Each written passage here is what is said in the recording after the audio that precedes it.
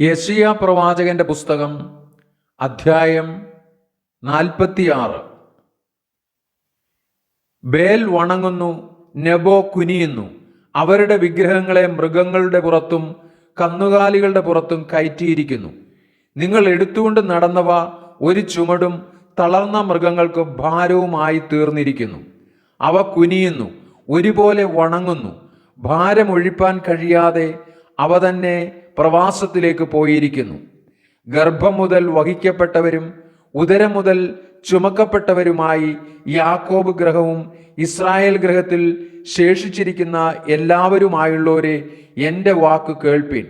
നിങ്ങളുടെ വാർദ്ധക്യം വരെ ഞാൻ അനന്യൻ തന്നെ. നിങ്ങൾ നരയ്ക്കുവോളം ഞാൻ നിങ്ങളെ ചുമക്കും. ഞാൻ ചെയ്തിരിക്കുന്നു, ഞാൻ വഹിക്കുകയും ഞാൻ ചുമന്ന് വിടുവിക്കുകയും ചെയ്യും. നിങ്ങൾ എന്നെ ആരോട് ഉപമിച്ച് സദൃശമാക്കും? തമ്മിൽ ഒത്തുവരത്തക്കവണ്ണം എന്നെ ആരോട് തുല്യമാക്കും? അവർ സഞ്ചിയിൽ നിന്ന് പൊന്നു കുടഞ്ഞിടുന്നു, തുലാസിൽ വെള്ളി തൂക്കുന്നു, തട്ടാനെ കൂലിക്ക് വയ്ക്കുന്നു. അവൻ അതുകൊണ്ട് ഒരു ദേവനെ ഉണ്ടാക്കുന്നു. അവർ സാഷ്ടാംഗം വീണ് നമസ്കരിക്കുന്നു. അവർ അതിനെ തോളിൽ എടുത്തുകൊണ്ട് പോയി അതിൻ്റെ സ്ഥലത്ത് നിർത്തുന്നു. അത് തൻ്റെ സ്ഥലത്തു നിന്ന് മാറാതെ നിൽക്കുന്നു. അതിനോട് നിലവിളിച്ചാൽ അത് ഉത്തരം പറയുന്നില്ല. കഷ്ടത്തിൽ നിന്ന് രക്ഷിക്കുന്നതുമില്ല. ഇത് ഓർത്ത് സ്ഥിരത കാണിപ്പിൻ. ദ്രോഹികളെ ഇത് മനസ്സിലാക്കുവിൻ.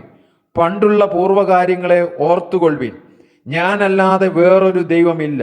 ഞാൻ തന്നെ ദൈവം, എന്നെ പോലെ ഒരുത്തനുമില്ല.